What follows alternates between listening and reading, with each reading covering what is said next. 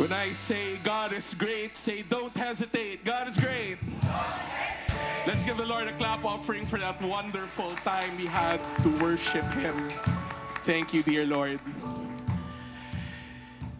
Feast, believe it or not, maniwala kayo sa hindi, I'm trying to live a healthier life. I've been trying to lose some weight. Huwag nyo na lang pansinin na alam ko na kasi kung saan nag-order ng malaking t-shirt, kaya hindi halata yung aking tiyan, no? So, out of sight, out of mind, they say, right? And I'm sure many of you have attempted something like this. And whenever you would find, advice, fitness advice, I've never heard any fitness advice that would say, the best strategy is always fast and intense. I mean, there are some people who've said that if you do it this way and you do it within 2 weeks, you're going to lose 10 pounds and this is your very intense diet. Yeah, you lose weight, but we all know what's going to happen very soon. You're going to gain it back. Because you may have been fast and intense, but then the results will not be sustainable. But that's what the world teaches us. The world teaches us that the best way to approach life is fast and intense. That's why a lot of us here tend to be very frustrated and impatient. Correct? But did you listen to the first reading this morning at Mass, friends? It comes from a rarely cited book in the feast, the book of Habakkuk. And there's a beautiful line in that reading. And I want to see it again, if just in case you missed it. It says here in Habakkuk chapter 2, verse 3. For the vision is a witness for the appointed time, a testimony to the end. It will not disappoint. If it delays, wait for it. Say, wait for it. It will surely come. It will not be late. The prophet Habakkuk was crying to God, I need your help. Kanina pa kaming inip na inip para sa'yo. And the Lord was saying to him, relax, it will come. It will not come at your pace, but it will come. Because here's one thing I've come to learn from many years of ministry and walking with the Lord. That faith is a walk, not a race. I'll say that again. Faith is a walk, not a race. So, friends, I'd like to begin this Sunday telling you this. Follow God's steady pace, not the world's speedy race. Please, friends. Because just like losing weight, the advice that I've been getting is just walk every day. 30 minutes a day. Di ba naririnig nyo? Just 30 minutes a day. And your diet, make it incremental. Okay? Paunti-unti. Because it just speaks to a very deep piece of time-tested wisdom. The real things take time. Yung mga tunay na bagay, dapat hinihintay. And for those of you who know what I'm waiting for, lahat kayo nakangiti, kitang-kita ko kayo dito, ha? Kala nyo, ha? Because indeed, faith is meant to be constant, not instant. Ganyan po tayo. Constant. Kahit mabagal, pasulong. Even if slow, forward. Because that's how our God is. So let us walk with the Lord today and every day. As we open our hearts to Him in this Sunday, as we come in the name of the Father and of the Son and of the Holy Spirit. Amen. Friends, let us say this with all of our conviction, our favorite prayer in the feast. Today I receive all of God's love for me. Today I open myself to the unbounded, limitless, overflowing abundance of God's universe. Today I open myself to God's blessings, healing, and miracles. Today I open myself to God's word so I become more like Jesus every day. Today I proclaim that I am God's beloved, I am God's servant, I am God's powerful champion. And because I am blessing the world. In Jesus' name, amen. Walk with the Lord. Follow His pace. That's not my opinion. That's His word. Let's honor His word today. Thy word is a lamp unto my feet and the light unto my path. Let's give the Lord a clap offering, everybody. He deserves our praise. He deserves honor and glory and thanksgiving forever. Praise you, Jesus. Thank you so much. Good morning, Feast. If in case you don't know me, my name is Louie. I'm one of the leaders here in Feast Alabang Northgate, the head of our singles ministry. And on behalf of our builder, Brother Mike Viñas, and our team here, we'd like to welcome you to your spiritual home here at Feast Alabang Northgate. And this, because it's our spiritual home and it's something that we share together, one of the things that we do here is to really build friendships and build fellowship, which is why we have our weekly Minute Mingles. We're gonna do that today. And when I was thinking of a Minute Mingle question, here's something I just realized. When I was wearing this shirt, na-realize ko when I was looking at the mirror, mukha akong chocolate mousse. Di ba? Ito yung kulay ng chocolate mousse, di ba? Di ba? Yan. Ito yung brownie. Ito yung ano, anyway. So naisip ko tuloy, now you can't unsee it, di ba?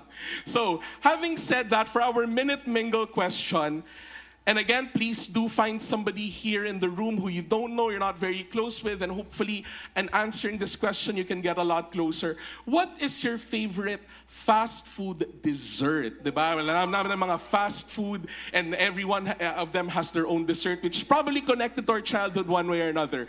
Again, what is your favorite fast food dessert? So thank you very much, everybody. Thank you very much, worship team. Alex, thank you for leading us. Go ahead, find somebody. You have 1 minute. Let's go.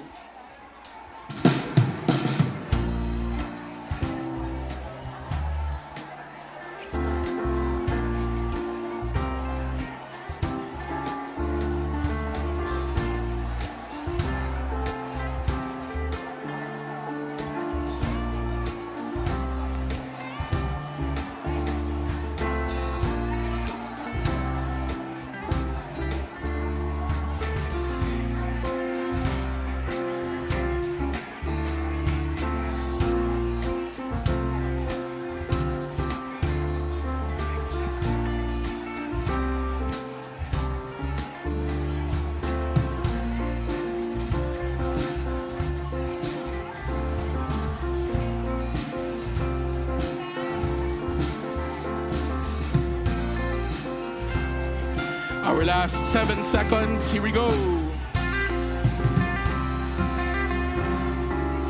Alrighty. Thank you. Thank the person you spoke to. Hopefully you can speak beyond just that minute mingle and that you will form a true friendship with them. Thank you very much. To our band as well, maraming salamat sa inyo. Always very beautifully done, our music. Okay, so can I ask Feast Alabang Northgate, those of us here today who are coming here for the very first time, please raise your hand. Who are our first-timers? Because if you are a first-timer, we have a special gift for you from our welcome ministry. Again, please raise your hand. Raise it high, high, high. Over there, please don't be shy. Ayan, merong isa doon. We have one more here. There we go. Any more first-timers, please? We really want to welcome you in the feast. We want to make sure that this becomes your spiritual home. So we have this little thing for you that we'd like to share. So again, first-timers, thank you. And then of course, for those joining us online, we thank you for joining us from wherever you are. I would assume Brother Mike and Sister Vea are also joining us online. Balik kayo, pasalubong ha, don't forget. Okay. 2XL, don't forget, ayan, diba? Size 9, ayun. So, for those of us, of course, joining us online, we'd like to thank you for joining us, and I hope that you can join us one way or another there in the comment section. But of course, it's always better when you can join us here live. So when you can, please do join us too. Oh, who here is ready for an amazing Sunday? Raise your hand. There we go. And it really will be an amazing Sunday. A very big Sunday. Not just because your speakers are big, but really because God's word is going to be very big for us. As you know, for the last 2.5 months, we have been on a series called The Good Life. Say The Good Life. Oh, can you say it one more time? The Good Life. And The Good Life really is an entire preaching series on the Sermon on the Mount. And as you know, I hope that Brother Mike and I were able to help you understand this wonderful, beautiful sermon of our Lord's a lot better, alongside, of course, Brother Monreyes and Brother John Ben Rodriguez, who have been preaching with us as well. Are you learning something from this series? There you go. And for our big day, we also have a big speaker too. And before I introduce this speaker, here's something I just want to say. As some of you may know, especially if we've been friends for a very long time, I am active in the feast, but I am also active in my parish. And that was my first place to meet the Lord. And our parish is a very unique name. Hindi nyo mahanap to kahit saan sa mundo. The name of our parish is Our Lady of Beautiful Love Parish. Diba? San ka pa? And a lot of us really met the Lord there and grew in our faith. And of course, a number of us, we started in youth ministry over there. And eventually, as we grew up, we're still serving in the parish, but we also shared whatever we can here at the feast. And in fact, I have a picture of some of the people who are from that parish. This was after our feast worship night. This is the dinner that we had. And all of us, again, coming from that parish, serving very much planted in the feast. But when you look at this picture, other than the fact na ako yung pinakagwapo dyan, joke lang. But other than that fact, there's one very different thing about me. Ask me what? I am the only one in this table who is serving in the Alabang district of the feast, especially here in Feast Alabang Northgate, because all 5 of these other people are serving in the feast of our guest preacher this morning, all right?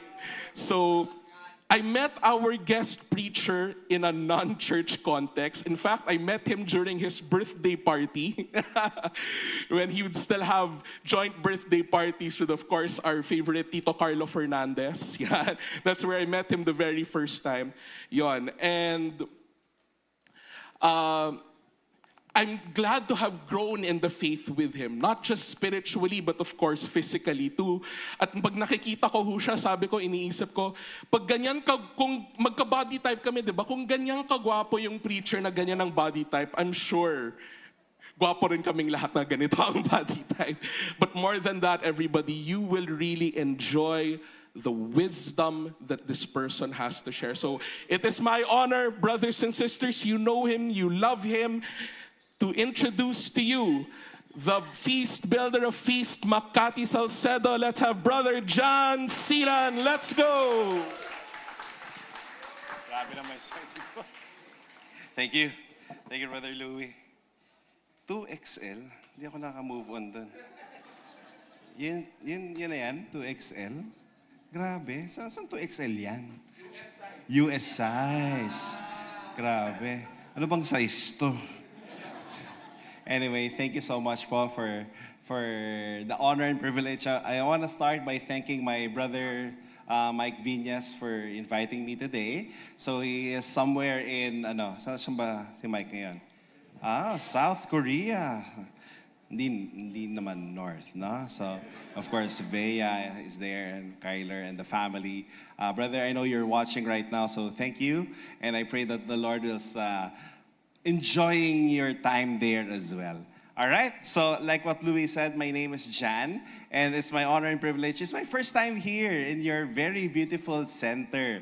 Grabe, no? So congratulations po sa inyo. Isa sa mga tanong sa akin kanina doon nung pagpasok ko, ay, Brother John, kamusta? Kailan ka magkaka-center? Sabi ko, grabe, ganun ba kabilis yun? Ano ba ginaganon lang ba yan? So, sabi ko, wow, ayos dito ah. Ganda ng stage ninyo. Kay Belden nyo binili to, no, yung stage? Tama ba? Hindi nyo alam yun ah. Christmas namin yun. Ano kaya feeling ng isda sa aquarium? Parang alam na nung drummer natin, no? So, kaya, mapansin po ako sa mga bagay-bagay, no? Pero thank you. So, for today, we will be exploring again a message on the good life, no? Pakisabi nga, good life. We established on talk number 1. Let me just go through everything that we talked about again. And for those who don't know me, I am a feast builder of Feast Makati in Salcedo. We meet every Tuesday. So patawad na lang po ako if I say it's evening today kasi evening lang po talaga ako nagbibigay ng talk. And then 90% of the people that attend my feast are young professionals in Makati. 90% of them are single people. Talagang pumupunta dun sa feast para talagang maghanap. So, yun. Talagang seryoso po. They go there para to find their one true love. Mag-worship sila kay Lord, pero yung mata nila kung saan-saan tumitingin. Okay lang din sa akin yon. And then, there was a time talagang single siya. Pumunta siya sa feast 13 years ago. Single, she went to the feast Makati Salcedo. Somebody saw her and then courted her. 13 years after, they have 4 children. O, di ba? So, ang galing din ni Lord. Tapos meron din naman doon, dinala niya, mag-boyfriend sila, tapos nag-worship sila kay Lord, ayun, break na. So, let me just clear my throat. Ang gagaling niya, ang gagaling ng mga singers niya. Anyway, so thank you. So, good life. Pakisabi nga, good life. We established in talk number 1 that the good life is Jesus is the good life. Pakisabi nga yun, Jesus is the good life. Diba? No matter how much you have, how many cars you have, how many houses you have, if you have all of these things but you don't have Jesus, it's not a good life. Talk number 2. The good life is when your life makes other lives better when you become salt and light. Di ba? So, pinag-usapan natin yan. Talk number 3 is about forgiving. Pakisabi nga, forgiving. The good life is about forgiving. Talk number 4 is the good life is when you are, ito yung favorite topic ko sa lahat, is when you are faithful to your spouse, sexually, spiritually, emotionally, and mentally. Talk number 5, we talked about the good life is when you pursue peace and you love your enemies.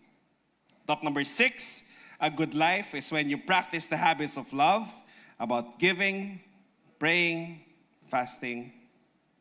7, good life is when you bring down heaven on earth through the Lord's Prayer. Pakitignan ng katabi, mukhang okay ba kanya, Our Father? Talagang nagdadasal ba siya? Lately, yung mga anak ko kasi, nagkasakit. So, siyempre, ang tatay yung nagbabantay. Ngayon, magaling na sila, yung tatay na may sakit. Di ba? Pakitingnan niyo yung mga tatay sa paligid mo. Pakisalamatan nga sila for everything that they're doing for you. Tapos gusto ko rin pasalamatan, sabi ng mga nanay, kami nagbabantay, hindi yung mga tatay. Talk number 7, talk number 8. The good life is storing the right kind of wealth. And talk number 9, do not judge. Talk number 10, last week John Ben said, the good life is when you build your house on the rock. Today will be a very special talk. Ito na. It's about built to last. Pakisabi nga, built to last. Sabi sa Matthew 7, I'll be borrowing John's Ben message last week. Sabi sa Matthew 7, therefore, everyone who hears these words of mine and puts them into practice, pakisabi nga po, practice, is like a wise man who built his house on rock.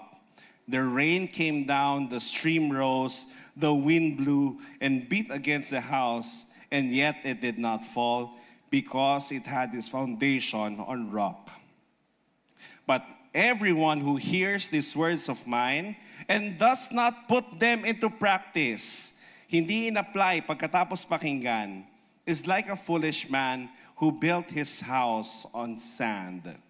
The rain came down, the stream rose, and the wind blew and beat against that house, and it fell with a great crash.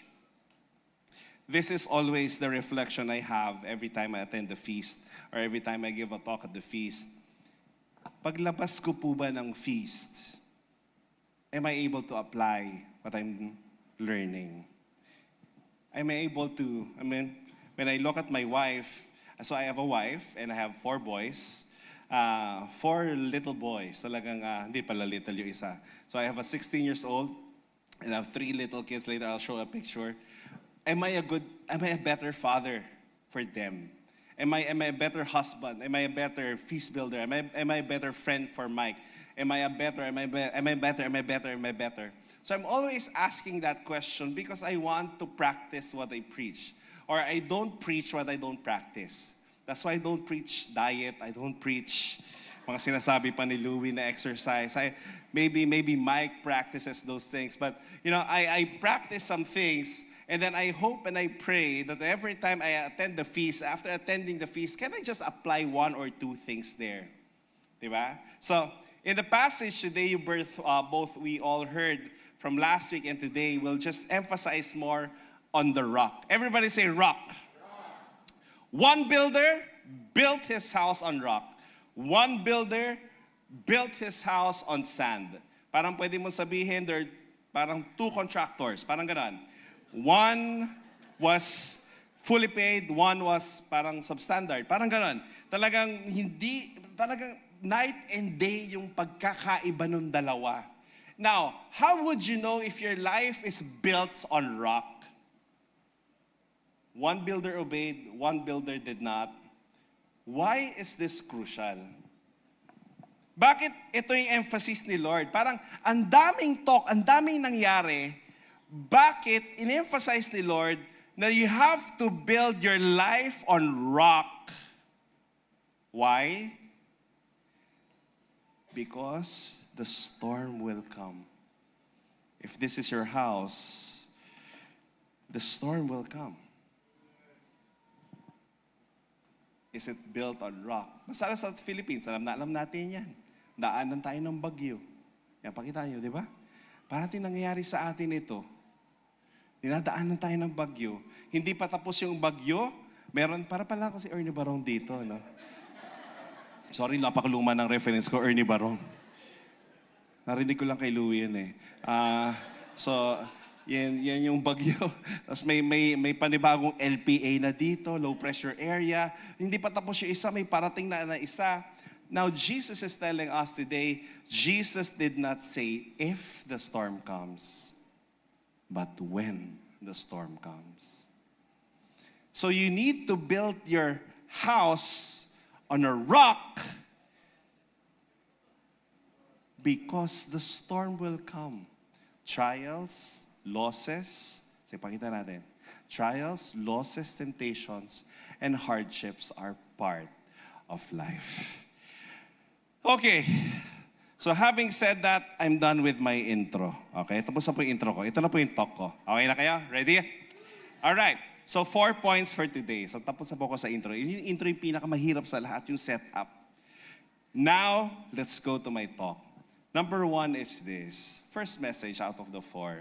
I pray that this year, and sa mga susunod na buwan, I pray that you rely on God's faithfulness.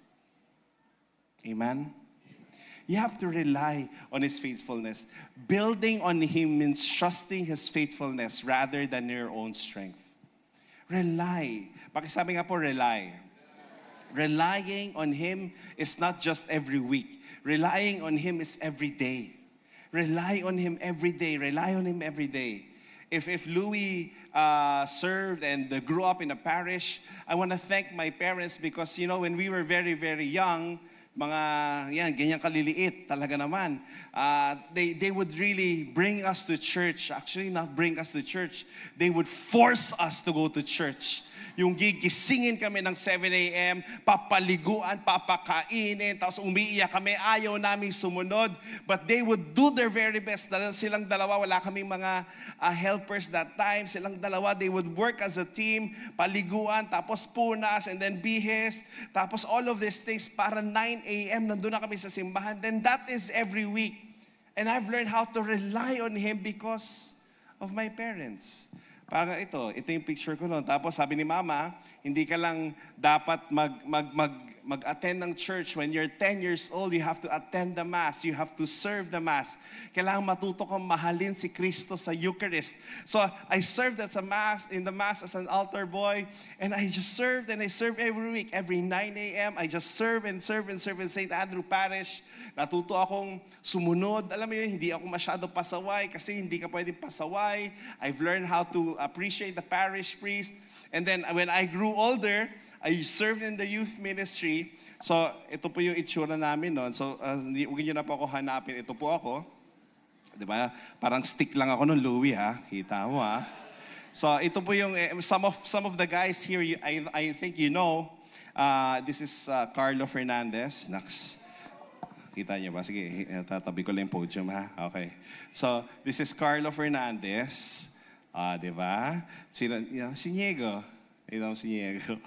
So si J. Paul, hindi nyo siya kailangang malaman. Anyway, so Carlo yan, si Andrew and Kiray. I'm sure you know them, right? Andrew and Kiray, we miss you so much. So si Paolo, di ba? So mahal na mahal ko po yung mga yan. So ito po si Carlo. Ang napangasawa po ni Carlo si Pia. Yan po si Pia. Ito po yung ex ni Pia. So anyway, yung ex po ni Carlo ito. So anyway, dami ko pong alam na kwento sa mga yan. Anyway, so mahal na mahal ko po yan. Diyan po ako I don't, that's why, I don't call people at the feast, most especially my servants in Salcedo, I don't call them bro and sis. Why? Kasi nasanay akong alamin ko yung pangalan ng bawat isa. Bawat servant, if I don't know the name, I ask for the name. Ano nga ba yun? Usually, sino nga ba siya? Because I don't want, gusto ko kilala ko sila, kilala nila ako. And then I grew more in loving them and loving them and loving them. And then I just relied on the Lord in serving in the youth ministry. And then nung nagka-builder na, nung nag-feast na, I just relied on Him even more every week in I Academy. And of course, I built that feast with Carlo Fernandez, siya yung worship leader there. During college time, may mga college ba dito? College. Do you rely on the Lord when you study? Diba? Huwag masyado kay ChatGPT. I mean, you rely on the Lord. You ask Him, Lord, can you please help me? Can you please help me? Can you please help me?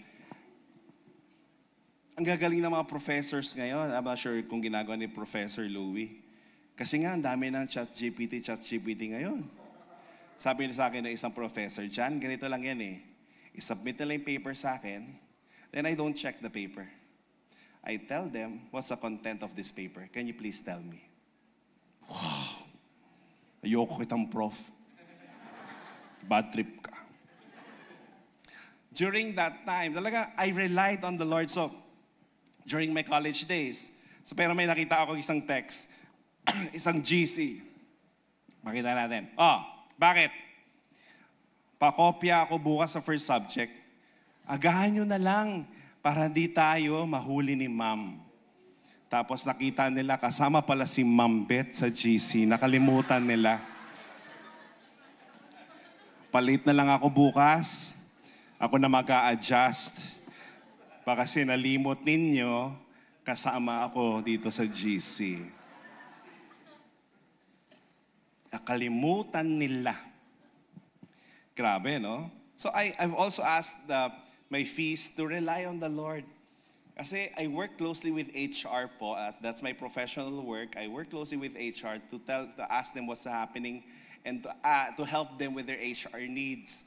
And one of the things that the HR partners are telling Jan, can you please please remind, most especially the new hires, to mga last year to 2 years, talagang hirap na hirap kami sa mga new hires. I mean, consistent story to in all of the companies. Consistent story. Jan, can you please tell them, huwag naman mag-resign agad. Grabe ang average of resigning ngayon, 2 months lang. 2 months. Grabe. Can you help us na tumagal naman sila kahit 6 months to 1 year? There's so many options kasi out there. Napagalitan lang, napagsabihan lang.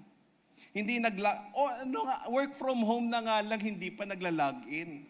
Work from home na nga lang, hindi pa nagbubukas ng camera. Work from home na nga lang, hindi pa magawa na maayos yung trabaho. Work from home na nga lang, may meeting nasa kotse pa, nagmi-meeting nasa spa. Siyempre, papagalitan mo. Sasabihan mo. Nung sinabihan, nagre-resign, can you please, Jan. Talaga.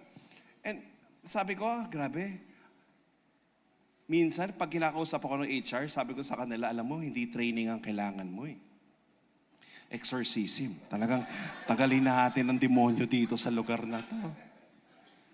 Kasi minsan may ganito, meme lang to pero parang totoo. Sabi nung text na to, Dear HR, my man will take care of me. Di ba? Bye. Grabe. And also in my family life, I've relied on the Lord. This is the picture of my family. Di ba? And so I said, when I met my wife a few years ago, many of you know this, Mateo was already there. He was 6 years old, so she was a single mom. And then when we got married, he was 8. Then 2018, Javi was born. Diba? We got married, and the same year, Javi was born. And then 2022, pandemic. Siyempre, wala kaming ginawa nun. Julio was born. 2018, 2020. And then 2022, ang pangalan to? Chippy was born. All right, so alam niyo, one of the things I really pray every day for my children, Lord, can you please help me make them gentlemen? They would learn how to love their moms. Their mom lang mom. They would learn to love their mom. They would learn how to love. They would learn how to love the friends. Dapat sa mom, the friends. They would learn how to love the people in their life. Respect them. Mold them to the person that you want them to be. And in saying that, you know what? Practical prayer lang. I also rely on the Lord. Lord, can you please help us for a good yaya? Kasi may trabaho po ako aalis ako. Yung wife ko, wedding coordinator, planner. So wala din siya. So wala rin ako. So sino may iwan sa mga yun? Alam naman ito, magsaing ka na ha? Para sa dalawa, hindi pa pwede. So, ang problema ko, every time may yayang nag-a-apply sa amin, tapos sa alagaan yung mga anak ko, alam mo yun, yung talagang 2 months lang, nagre-resign din. Sabi ko, Gen Z ka ba? Hindi ka naman Gen Z Sabi ko, ano ka ba? Millennial ka ba? Hindi ka naman Tapos sir, talagang ganon. Nagre-resign every 2 months, every 3 months, nagre-resign. Sabi ko, okay. Nung ako na nag-alaga, nag-gets ko na bakit nagre-resign. Ang gugulo po talaga. Akala ko tao yung mga to. Unggoy minsan. Ang gugulo. So, with God's grace naman, I had 2 yayas. And they're, staying for 2 years now. Ganun talaga. Kaya lahat po ng hingin, binibigay ko. Very grateful ako Sir, penging advance. Talaga? Sige. Hanggang December? Sige, ano pa? Di pa ka nabibigay ng advance hanggang December? Ako gano'n, sige, ano pa? Tapos, sir, kailangan ng birthday ng anak ko. Sige, ilan yung anak mo? Talagang ganon. Sir, kailangan ng tuition fee. Ay, sige. Uniform, sige. Project, ghost ba yan? Hindi. So, sige, bigyan natin yan. Sa lahat. And then one yaya, last month, asked, Sir, pwede ba ako umuwi? Birthday ni Mama. Sige, okay lang. Gusto ba plain? Naks. Hindi ka nagpapa-plain? So, plain, tas mamaya-maya, bubuk ko na yung plain niya at ibubuk ko na yung pabalik niya. Baka hindi bumalik eh. So, binuk ko na rin yung pabalik niya. Binigyan ko pa ng additional for the party of the birthday of the mom. Ayun. Hindi po bumabalik. So, 1 month na. Isa lang, kawawa talaga yung ate namin. Kaya nakaalalay talaga ako sa lahat. Ang problema ko, nung week na nawala siya, may mga activities sa school yung anak ko. May Agosto nangyari, linggo ng wika, ba yan? Yung isa ay gurot, yung isa kateponero. So yung igurot ko, si Javi, ito. Kaso ang problema ko kay Javi, yung pambaba niya, natanggal. So, nung natanggal, I was calling my wife. Nasa event siya. Sabi ko, B, natanggal. Anong gagawin ko? Sabi niya, maghanap ka ng double-sided tape. Sabi ko, ano yun? Hindi ko alam yun. Alam ko, isang side lang. Ano yung double-sided? Tanungin mo lang yung teacher. Sabi ko, kaya naman. Tanong ako sa teacher, Teacher, may double-sided tape po kayo? Ay, wala po. Ano po nangyari? Ay, natanggal po. Sabi niya, ganun ba? Ito, may glue gun ako. Ano yung glue gun? Hindi ko rin alam. So, glue gun. Tapos mamaya-maya, may lumapit sa aking mommy. Siguro, awang-awa sa akin. Di ba? May mommy siguro, parang kawawa naman tong tatay na to. Nilapitan ako ng mommy. Sabi ng mommy sa akin, Sir, isasaksak niyo po yan.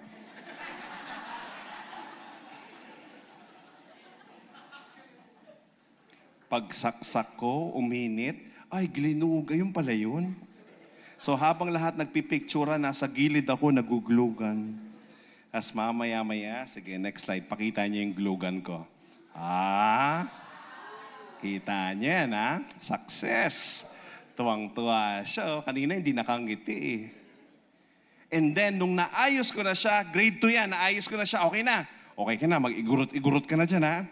I ran kasi meron pa akong isang kinder. Takbo ako sa kinder. Pagtakbo ko sa kinder, pagtingin ko sa classroom, ito yung nakita ko. Next slide.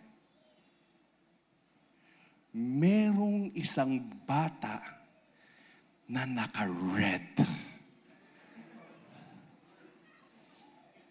Next slide, para mas maganda. May batang naka-red. At lahat ng kaklase niya, blue.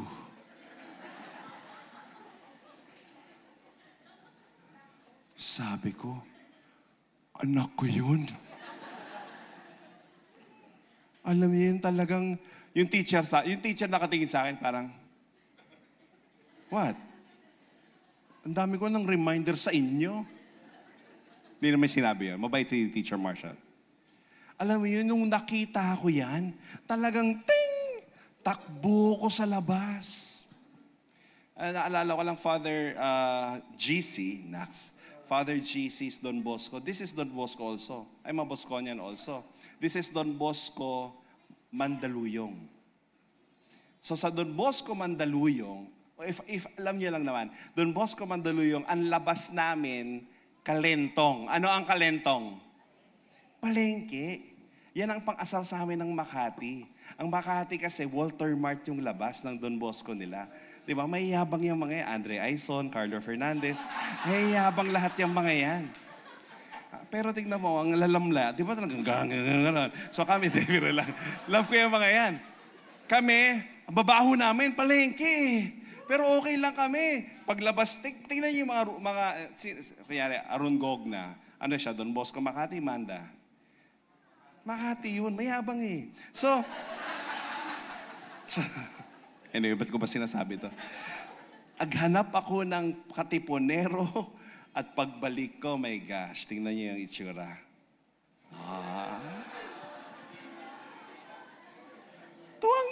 na siya. But I rely on God every day. Wait, lagyan niyo akong timer kasi forever ako magsasalita dito. May mga teenagers dito. Parents na may teenagers. Kamusta? Mag-rely tayo kay Lord. Amen. Grabe ngayon. Alam mo yun, kunyari, binigyan mo ng telepono, pinakamaling ginawa mo. Gagayan. So mamaya may sisilip ka na naman. Kamusta? Dad, yes. Yes, Dad. Yes. Ganun ka agad, oh. Sabi ko, ano yan? Well, nothing, Dad. Nothing. What? And then nahihilig nga yung pakape-kape. Alam mo yung pakape-kape, mga ganun, kape. Ako naman, kape ko, McDo lang at saka Dunkin, masaya na ako eh. Pero yung kape niya, yung... ayun, kakakape niya, in LBM. Kasi sabi ko sa kanya, pwede yung kape. Magtubig ka naman. Yung laman ng tumbler ko, tubig. Sa kanya, kape. Kaya minsan pag tinawag mo, Mateo, yes, Dad. Yes, Daddy. Yeah. Yes, Dad. How can I help you, Dad? Yeah. No, I'm just asking, how are you? I'm good, Dad. Kakakape. Alam mo, may nababasag siya pag tinatawag mo. Kasi yes, Dad. Rely on God. Pero kung tatanungin niyo ako, masaya ako? Yes. Next. To rely on God is not just for hard times. It is a lifelong posture of trust because His love and faithfulness are everlasting. Amen? Number 2, obey His word daily. The wise builder both hears and acts on Jesus' word. Have you ever reflected, bakit mahirap mag-obey? Gawin mo to, iba gagawin. Number 1, we studied this in moral theology. Number 1 is because human nature, likas po tayong hindi talaga gumagawa ng tama. Pakitignan ng katabi. Sobrang generous ba yan? Ang default ba niya manlibre? Yes, very good. Number 2 is cultural pressure. Tingnan niyo, when you ask the world for advice, usually this is what they'll give. Worldly advice. Number 1 is this. Follow your heart. Next. It will never lead you wrong. May mga ganyan ba advices kayo nakukuha? Sundin mo lang ang puso mo. Number 2, if it feels good, do it. Number 3, sige. What's important is that you're happy. Next. Number 4, what they don't know won't hurt them. Number 5, if they love you, they'll adjust. Grabe, no? That was number 6. Money is the measure of success. So, I'm not sure, and I think it's not happening here in Northgate, but in Salcedo kasi, ang dami po talaga doon. Usong-uso yung situationship. Yung sila, pero hindi sila. Pag magkasama sila, sila. Pag hindi sila magkasama, hindi sila. Ang labo, pero malinaw for them. So sabi ko, anong setup meron kayo? Wala lang. Happy-happy. Anong happy-happy? Okay na silang walang label. Kaya minsan, sinasabihan ko, masakit yan ha, in the long term. Kailangan ayusin mo yan. Yung nasanay silang walang label. Kasi yun yung sinasabi ng mundo. Okay lang na wala. Kaya tuloy, may meme ako nakita, sabi ng meme. Pakita natin. Pansin mo ba, ang alin, lagi tayo naka-update sa isa't isa. Ano ba tayo? Updated. Di ba? The world will tell you something else. Follow your heart, follow your heart, follow your heart. But every time you follow your heart, for example, if you're driving, if you follow your heart and every time nakakating ka sa traffic, hindi ka aabot sa destination mo. Kasi your heart will say, bawian mo!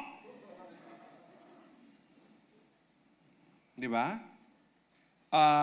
Your heart is deceitful, the Bible says. Kaya may nakita ulit, last meme na lang to, promise. Sabi ng meme na to, single ako, single ka, alam mo ibig sabihin nun? Walang may gusto sa atin. Louie, basahin mo na maigi yan.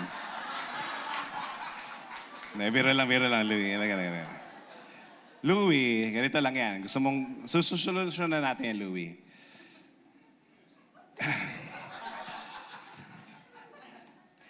Marami po akong tinutulungan sa Salcedo kasi na, kunyari, may guy doon, brother, gusto ko yun, no?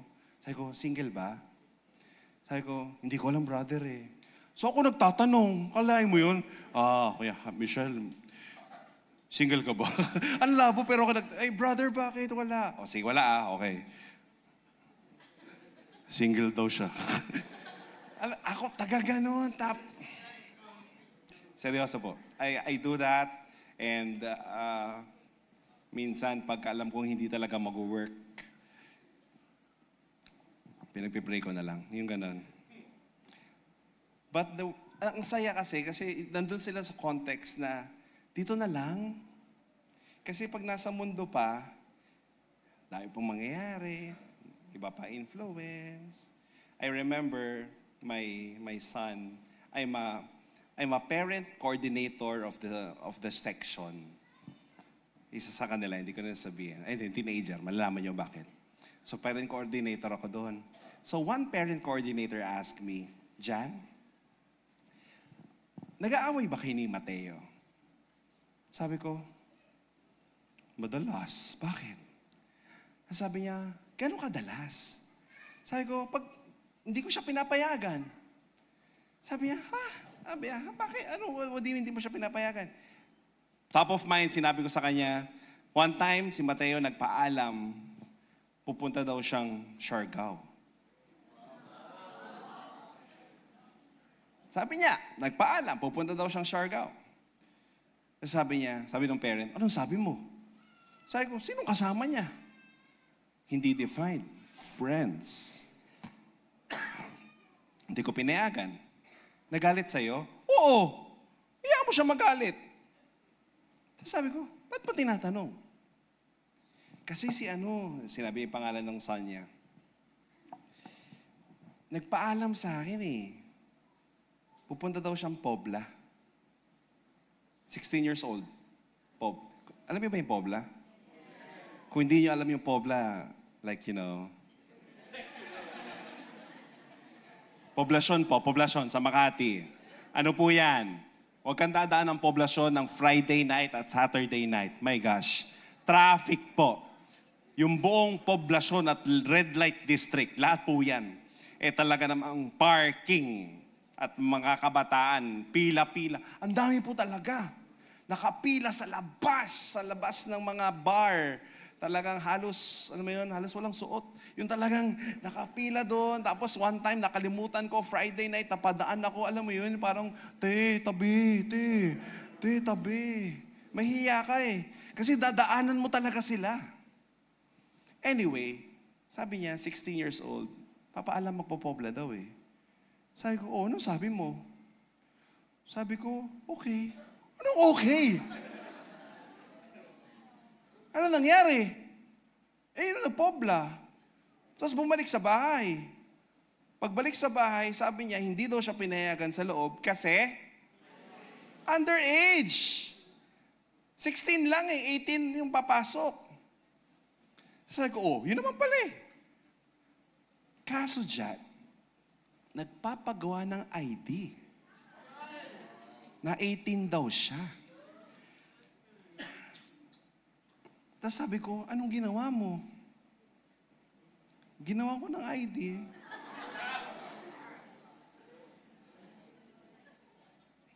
Papainom ako ng tubig sa kwento. Sabi ko sa kanya, Mommy, ba't mo ginawa yun? Sabi niya, ito, legit. Baka magalit eh. Ano masabi ko sa kanya? Hayaan mo siyang magalit.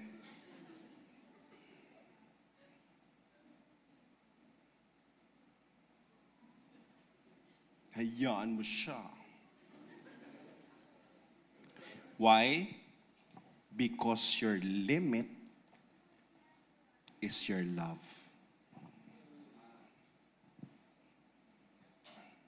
Hayaan mo siya. Hindi ko alam kung ginawa niya. Kasi darating naman yung time na pwede naman eh.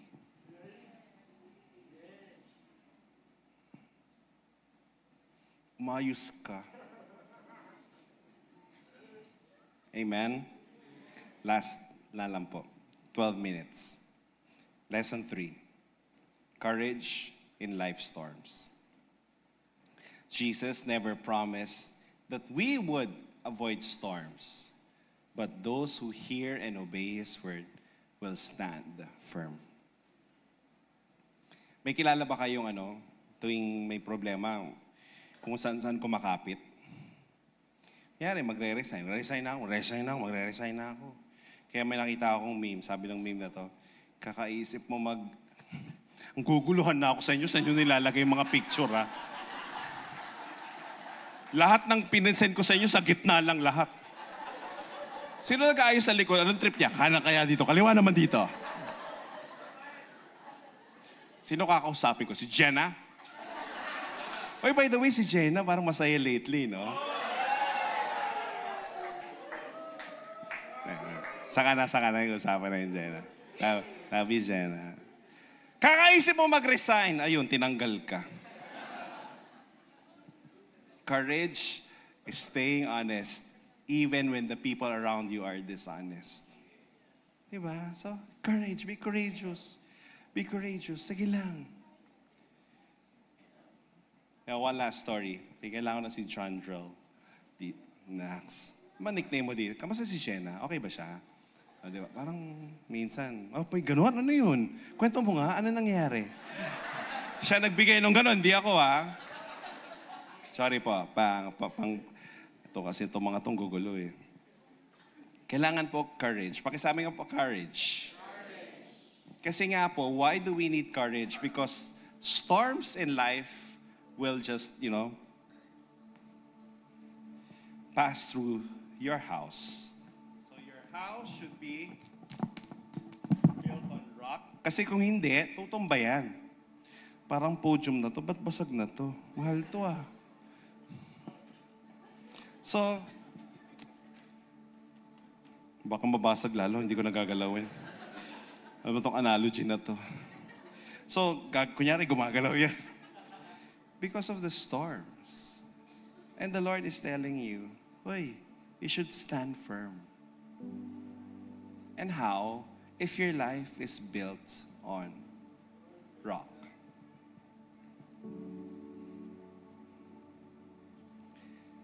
Last year, parang nakwento ko naman sa inyo before to. My dad, for 5 years, is going through kidney disease. So mayroon siyang dialysis for 5 years. Nagda-dialysis kami for 5 years. But last year, he had a very, sinipon lang, tapos hindi mawala yung sipon. We brought him to the ER. Tapos hindi na siya makahinga because of the sipon. We brought him to ER. And then, May of last year. Tapos hindi na kami pinalis ng ER. Pina-admit na kami. Actually, hindi nga admit eh. Pagka-check sa kanya, everybody was in a hurry and then went straight to the ICU. And then he was being held in the ICU. And it was really, really confusing what was happening.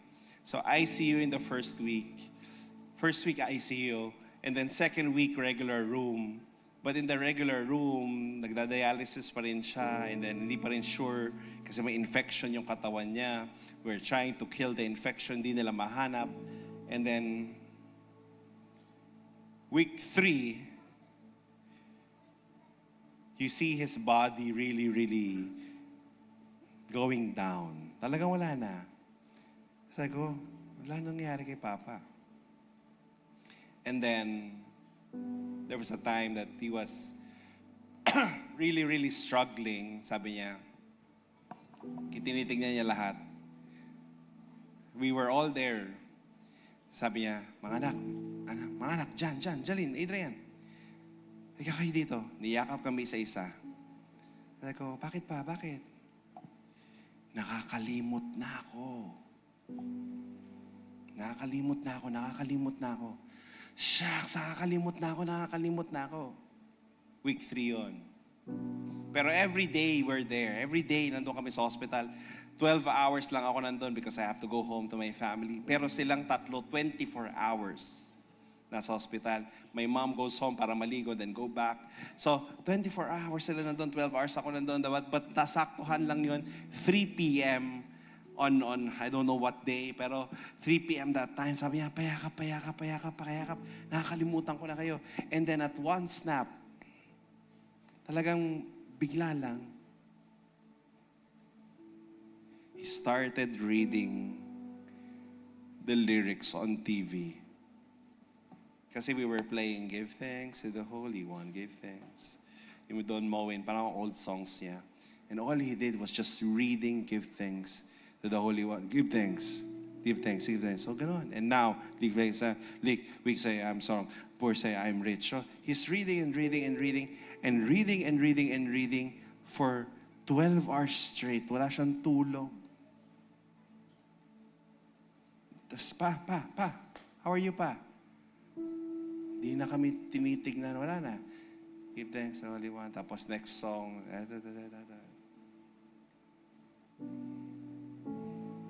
Sobrang multiple damage na nangyayari sa katawan niya. And then the doctor said, 3rd week, Jan, can I talk to you? Sabi ng doctor niya. Yes, doc.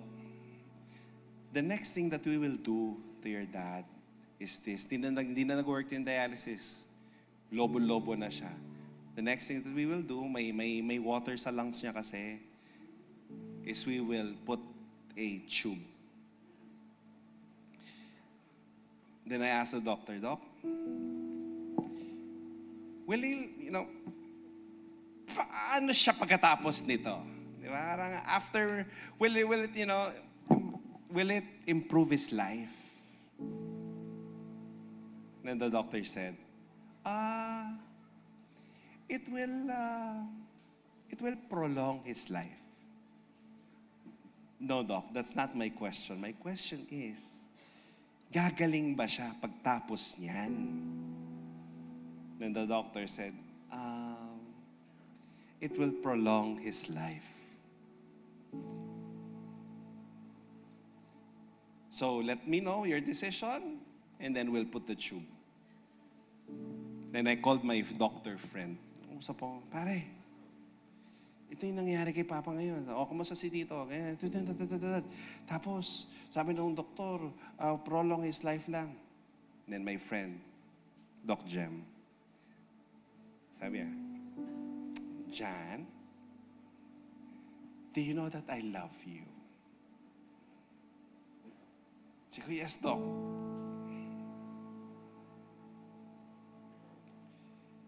I think it's time to let Tito go. Sabi ko, why? Then she told me that the doctors will say, medical professional stuff with you. They will not tell you, wala nang pag-asa to. They will not tell you, wala nang pagayan. They will tell you the next thing that will make this person alive. They will not tell you that. But I think we're at the end of the road already with Tito. Usap na kayo. Ay, usap kami tatlo magkakapatid. Sabi ko, panganay po ako eh. Usap kami. Sabi ko sa kapatid kong babae, tsaka sila yung nagbabantay 24 hours eh. Sabi ko, ganito na yung nangyayari kay Papa. I think we have to let him go. Let's go for palliative care. And then yung dalawa, sabi ko sa kanila kasi, if the two of you will not push through. Kung hindi kayo G, kung ayaw ninyong dalawa, we will go for the tube. Then the two of them told me, yeah, kuya. It's time to let go. Yung pinakamahirap na desisyon naming tatlo. Kaming tatlo magkakapatid, usap kami. Iyak kami, dasal kami. Pero everyday nagdadasal kami ha. Everyday. Iyak kami. Tinanong namin si Mama. Mama would always tell us, you decide. I'm okay with whatever decision that you'll do. Eh, sinong susunod? Ako. Tinawagan namin lahat ng kamag-anak sa US, lahat ng mga yung kapatid lang niya actually, yung dalawang kapatid niya sa US. We called them up, then they agreed also. And this happened, after binigyan pa kami ni Lord ng 1 week in palliative care until, sige, pakita niya, di ba? Until he died. He died on Father's Day last year. Father's Day. So Father's Day has a different meaning for me every year. Last year, 1 year pa lang naman. So last Father's Day, it was an emotional Father's Day for us. Then I realized something, while preparing for this talk, that courage in life's storm is not the absence of fear. It is choosing to trust God, obey Him, and keep moving forward with Christ as your foundation.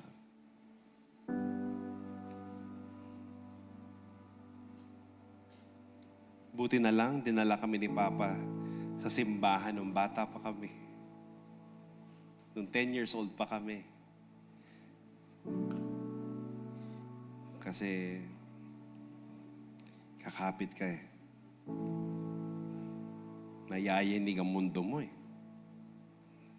Marami po akong kilala na hindi na nagsimba dahil hindi sinagot ang mga dasal nila. Yanig. As in yanig. And I don't really judge them. I don't really blame them. It happens. So, just in case you're going through, a storm,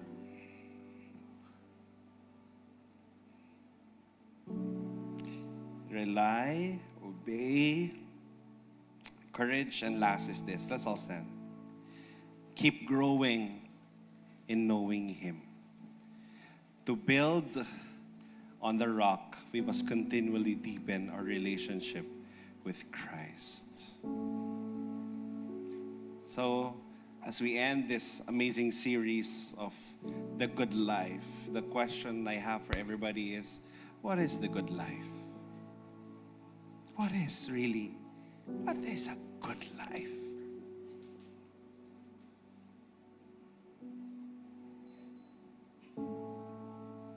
What is the good life?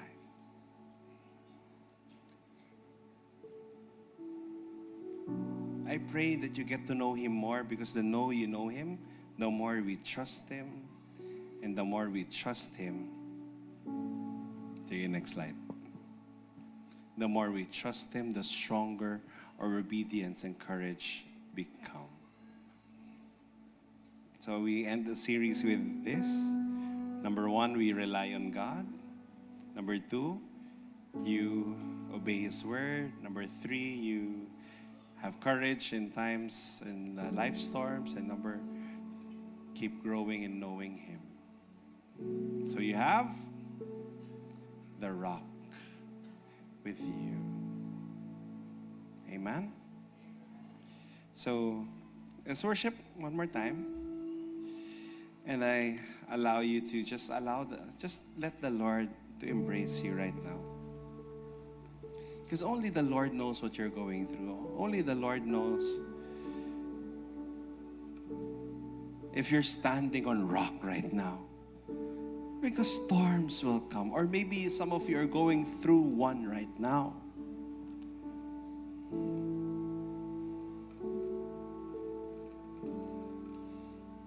So stand on firm rock.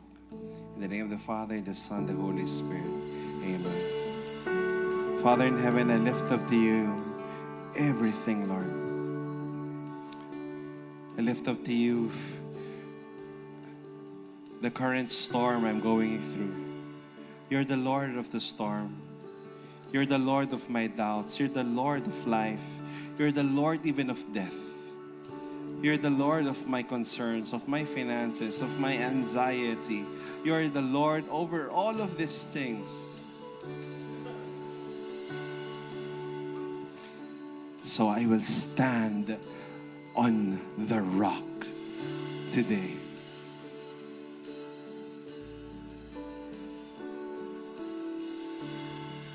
This is our prayer. In Jesus' name.